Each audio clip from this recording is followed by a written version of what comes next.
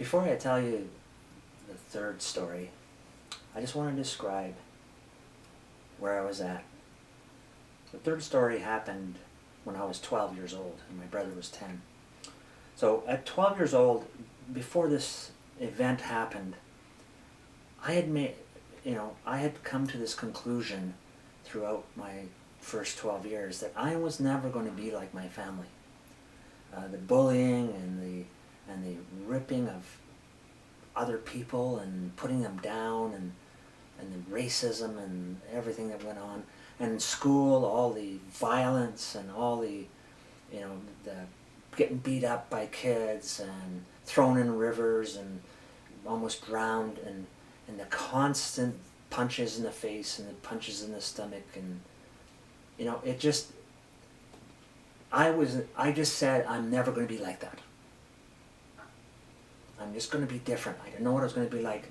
But sometime before this point, when this story happened, months before, I was in grade 7. I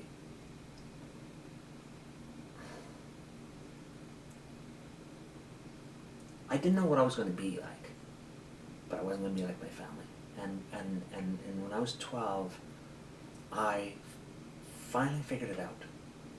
I saw a documentary that I shouldn't have seen because it was a sin against my family's rules. It was a sin, and it was a story about a documentary about John Lennon, and he talked about being a peace brother. Make love, not war. It was really clear to me that he didn't believe in war, and I thought my family believed in war and guns and everything else. My uncle carried a shotgun around. So I was like, I'm going to be like John Lennon.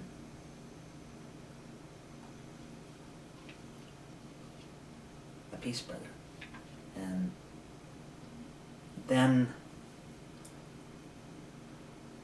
so I'll tell you the third story. It's my worst story, and I hate telling it, but it really does tell, it's the changing point in my life. It's where I couldn't relate to being a child anymore, and it's the beginning of my criminal life. One day, my uncle screamed for my brother and I to come to the yard, and there he was standing with a shotgun, that he always seemed to have in his hand. And he said to me and my brother, see, we had a dog, and that dog would have puppies, and that dog was our dog. We called that dog our mom. That dog was given to me by my mom. I don't remember because she left me when I was 3, but that's apparently was the story. And that dog wouldn't go to the adults when he came to us. They wouldn't let the adults pet it. So she just came to me. So when she would have puppies, she would come to my brother and I, and we would go and steal food from the house and take it out to wherever she was with her puppies. And then one day when the puppies got bigger, I guess too many dogs on the farm, I don't know. Nobody told us anything. We come home from school and the dogs were gone. But this day was different. My uncle looked at my brother and I and he said, they're your dogs, you get rid of them or I get rid of you. Which means he's going to shoot us, kill us, and bury us in the manure pile. In the manure piles. And the manure piles are these big mountains of manure that are composted. And that's where they bury dead animals. That's where he buried that dead cow that he killed. And calves that get sick or stillborn at birth and stuff, they go in there. So my brother and I are going to be in that manure pile. Long story short, my uncle made my brother and I kill our dogs. I had to take 13 dogs, one at a time, hold their heads underwater in the lake on our property until they were all dead.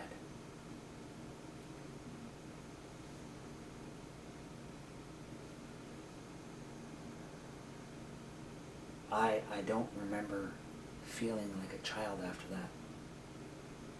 All I know is that's when my hate started.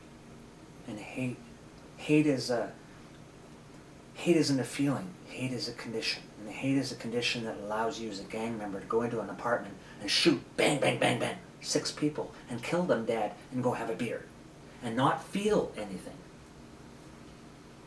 hate all the hurts and all the violence that happened to me, all the teasing, all the punches in the face, the whippings and beatings and sexual assaults. And I never told you about my aunt sexually abusing me my whole entire childhood. I mean, that's a whole tape in itself. But each one of those hurts that were inside of me, now with this new trauma, created what I call the black forest.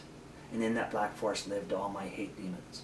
And I wasn't going to be like that. I'm going to be like John Lennon. So in order to be able to push it all down, I started stealing my father's alcohol and his cigarettes, and I started smoking and drinking whiskey. And that kept the hate demons down.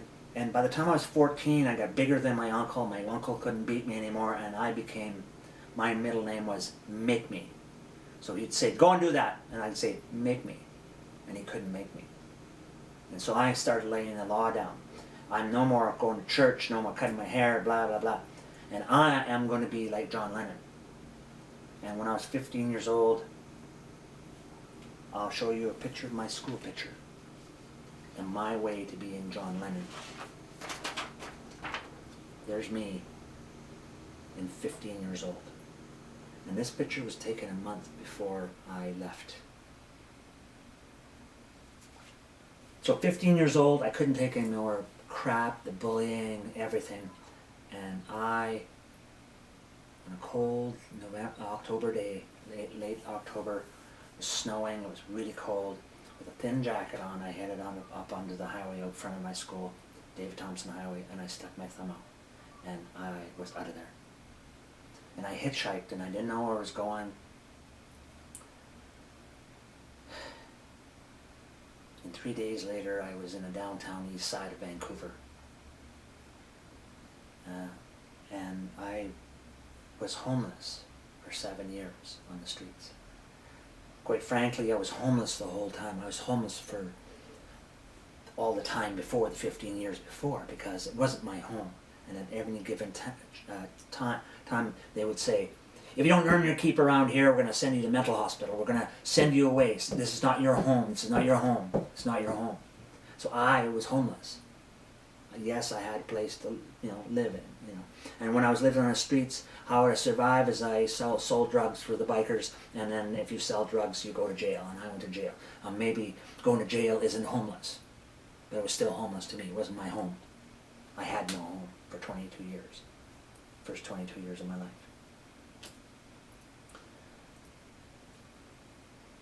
Streets were nasty to me, pedophiles by the hundreds.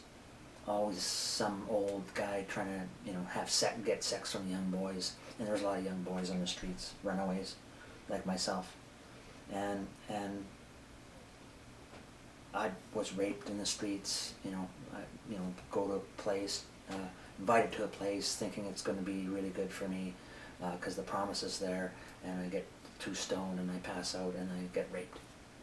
So these kinds of things happen quite often, and except for when I was in prison. And when I was in prison, I want to tell you about one time in prison. And this time, I got sentenced to prison, and I worked in the kitchen. And in the kitchen, my job was to peel potatoes, and at the end of the day, I had to take all the garbage to the back door through the corridors. And the garbage truck driver was a gang member, and he gave me packages of cocaine and told me, was instructed to bring it inside the prison, dump it into the bakery bin, and the guy takes it. What did I learn? Was that a problem for me? No, because what I learned is you do what you're told, don't ask questions, don't ask for anything, you live. And so it was a piece of cake for me. So I did it. I became a drug mule in prison. And then, because I didn't ask questions, all of a sudden I had tailor-made cigarettes, I got extra food, and this guy that was in the bakery department that took this drugs, and he was probably the kingpin, he was a 6'7", 350-pound, bodybuilding, white supremacist, 45-year-old biker.